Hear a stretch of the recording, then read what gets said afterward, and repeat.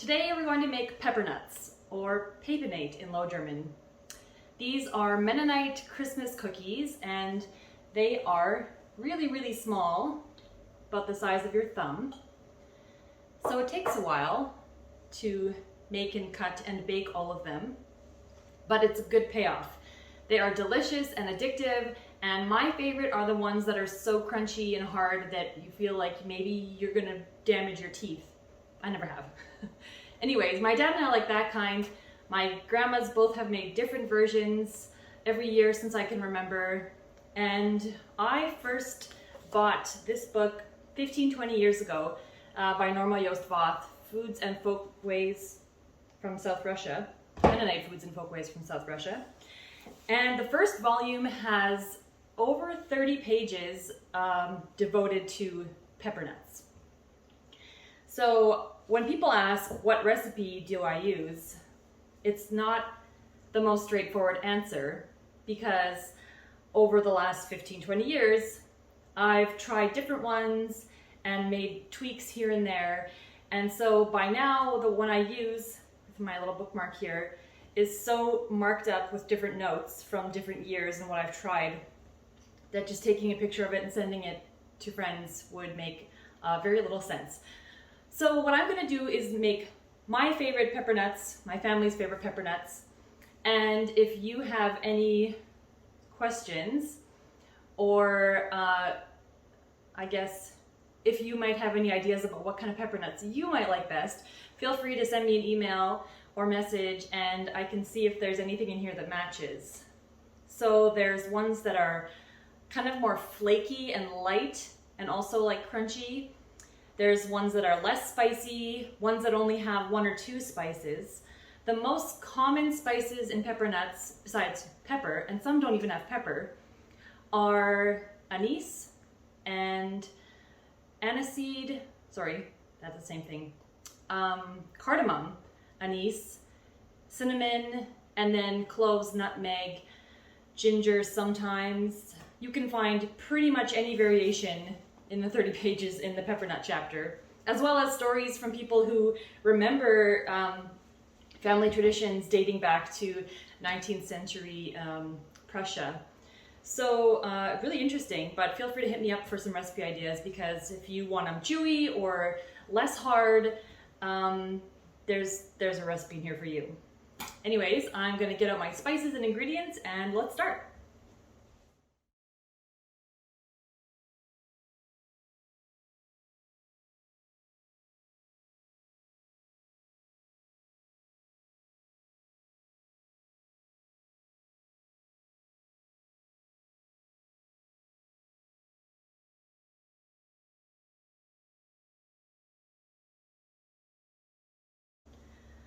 All right, I posted a picture of my recipe and I'm gonna get started. So I am gonna add my sugars. I'm gonna do half a cup each of white and brown. The recipe that I work from is a very large recipe, and I've never made the full recipe because it calls for like 17 cups of flour. Maybe it was enough to feed a whole street or a very large family. I'm not sure. And then to that, I only add about 1/4 cup of butter. You can use margarine too, doesn't matter. Softened. And I'm not going to use a mixer because that's noisy. And even though I've been shoveling, my arms could probably use some more workout. Next up, I'm going to add my syrup. The recipe I have calls for caro syrup. That's not something that I can find here anymore. And so I use Rogers Golden Syrup. I've read that's the best substitute and that it's different from regular corn syrup. I don't know how or why. Probably both very bad for you. But they're part of what makes this particular recipe nice and hard and crunchy. And if you haven't noticed already, my recipe does not use eggs. Plenty of them do have eggs in the recipe, but I don't use one with eggs, again, because I like that hard texture. And some also have molasses. I'm not a hugest fan, so I don't do molasses. My recipe doesn't have it, but again, many others do. I think the history behind these mostly indicate that these little cookies were kind of made with whatever spices and ingredients people had on hand. And obviously, because the recipes vary so widely from one family's tradition to the next, and even maybe from one colony or village's recipe to the next, that's what makes me hesitant to share a single recipe, because people like their peppernuts different ways. It's getting nice and sticky. So I've done my sugars and my butter, and then you get a nice sticky paste. And to that, I'm gonna start adding spices. If you look closely at my recipe, you'll see that there was some lemon and lard. I've never made it with either of those. It might make them taste a little bit differently, but I just didn't have them on hand the first time I made them, and it worked fine. So that's what I've continued to do. All right, I'm gonna start with my star, the star anise. And I'm gonna do about half a tablespoon, maybe a little heaping. We like star aniseed in this house. And I'm gonna move on to some cardamom, teaspoon of cardamom-ish. The spices part isn't a science, in my opinion. So if you like one more than the other or less than the other, feel free to take it up or down as you wish. Cinnamon, half a teaspoon. I'm just gonna open this up actually.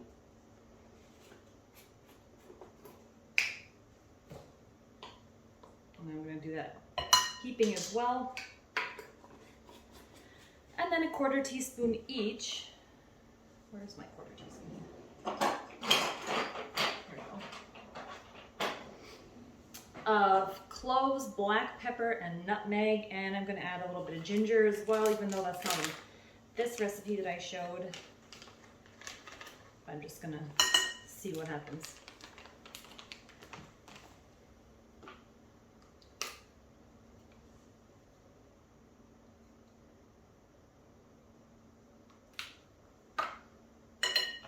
Not the biggest nutmeg fan, so I tend to just skimp on that one. And then, of course, the pepper. I just put it in there. About an eighth to a quarter teaspoon. We've got everything there, and then I'm going to add a teaspoon of baking powder.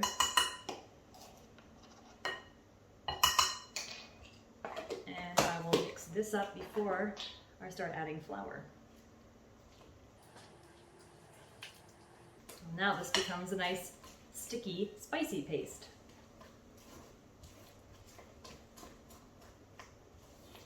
Some recipes also have you boil a syrup using some or all of the spices, making a simple syrup with, for instance, the star anise and sugar and water. But I've only done that once and I didn't really like the results, so that's, again, not the recipe I've chosen. Plus then you have to wait for it to cool, and I don't like waiting for things. You already have to wait for this to chill in the refrigerator. Okay, I am going to alternately add about 3.5, 4 cups flour with about half a cup of evaporated milk or whipping cream. In this case, I have whipping cream at home. I made this last week and used evaporated milk, and it was just fine.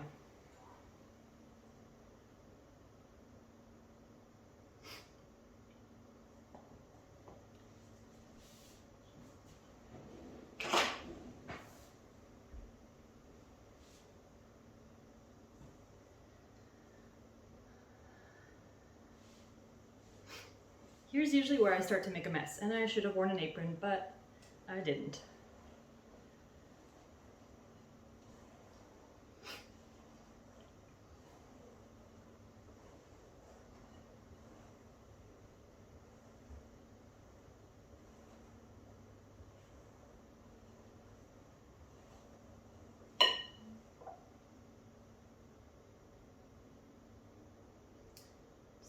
adding a few tablespoons of the liquid at a time and incorporating that.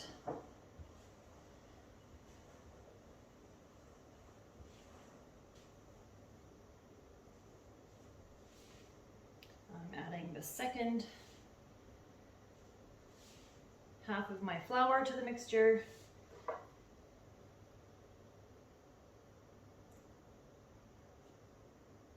And the rest of my whipping cream. Basically, you just want this to end up like your average cookie dough, a hard but not overly sticky dough.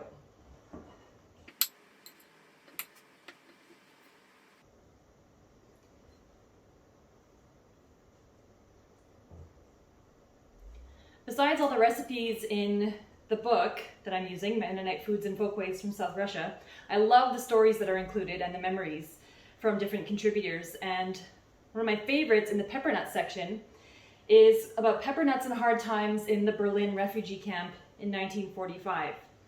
And it talks about how the moms in the refugee camp were warning the kids that they shouldn't expect any treats that year, that they should just be grateful to God that they were alive and had a place that was safe and a roof over their heads and clothes and food to eat. And throughout the time that families were in these refugee camps in Berlin, a Mennonite Central Committee would send supplies from America and Canada overseas to reach the camps, but it was barely enough to get by.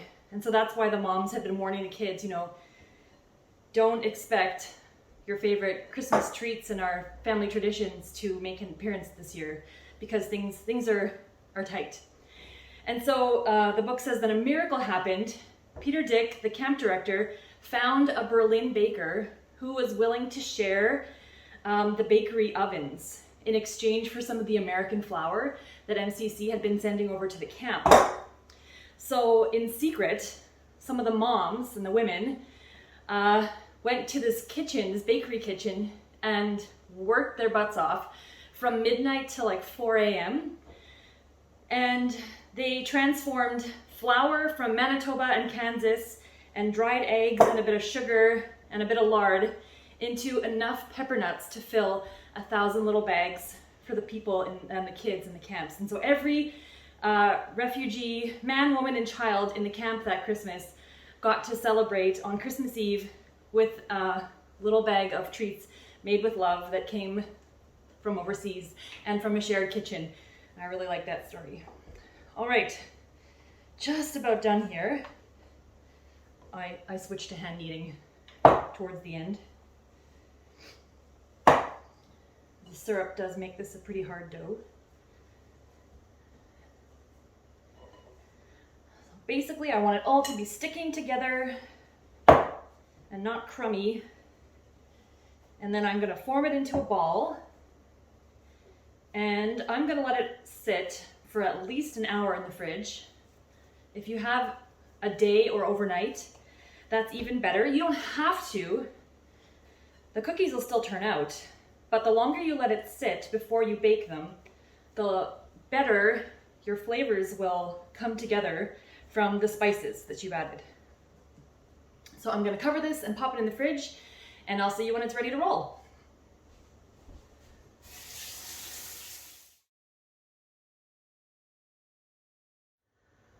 All right, we're back. I've got my dough, I'm ready to roll. I should have put some Christmas music on, but I didn't. Maybe I will. And I didn't let this sit in the fridge very long because this is just for demonstration. I already made most of my pepper nuts, but it is easier to roll when this is cold. It's just a little harder to take it out of the bowl. Sometimes you have to kind of, yesterday when I was doing it, I had to like cut it into sections and then like kind of wedge it out. But it's soft enough right now that I'm just gonna roll. And so hopefully you can see what I'm doing. It's basically just, you know, like you would do with your Play-Doh to make a rope, and totally up to you on how big or small you want to make them.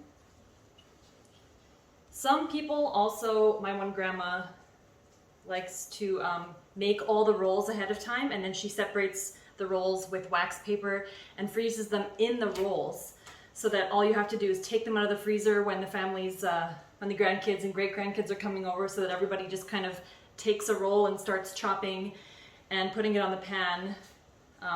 My girls love it when it's a big group family event around the table, cutting little pieces of PÄPANÄT. All right, this is about how I want it. Yeah, they get kind of long. And I've just decided that no knife really works amazingly well. If someone has a tip, please comment. But I just keep going back to the old butter knife and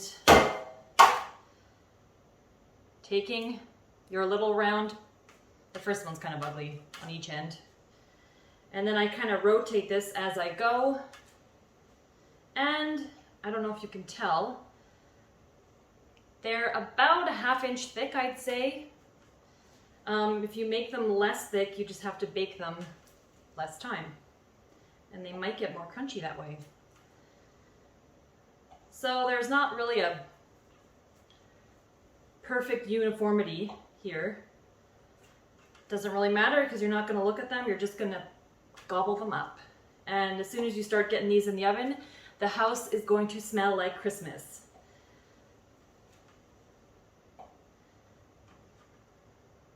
So sometimes what I've done is pop a movie on.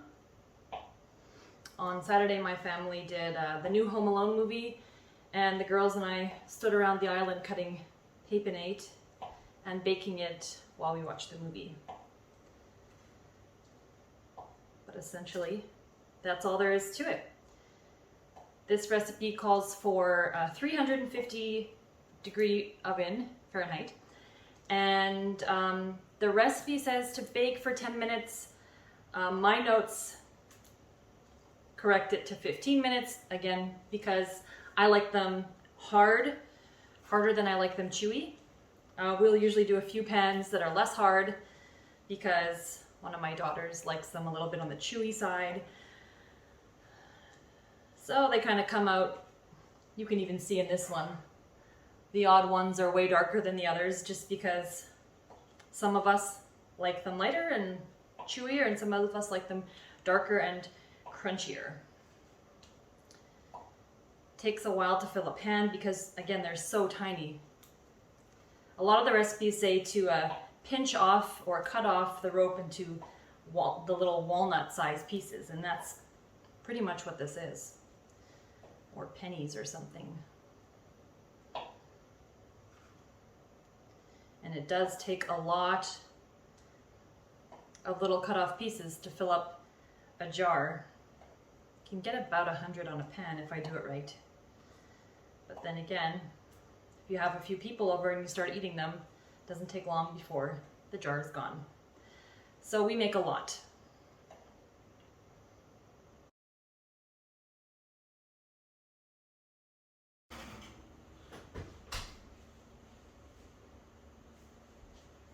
First pan's out and it smells better than a candle in here. This is how they should look. Nice and toasted and brown, and you let them sit until they've cooled, and then they will be completely hardened, and you can just dump them into a jar once they're fully cooled, and they will actually store for quite a while. They'll store even longer if you refrigerated the dough ahead of time. Otherwise, we just fill tons of containers of them and put them in the freezer, but we always leave one out on the counter for snacking on. It's great when you're like on the way out somewhere, or have just come in from school and you need just a little something, so you grab a little handful of PÄPANÄT or Peppernuts.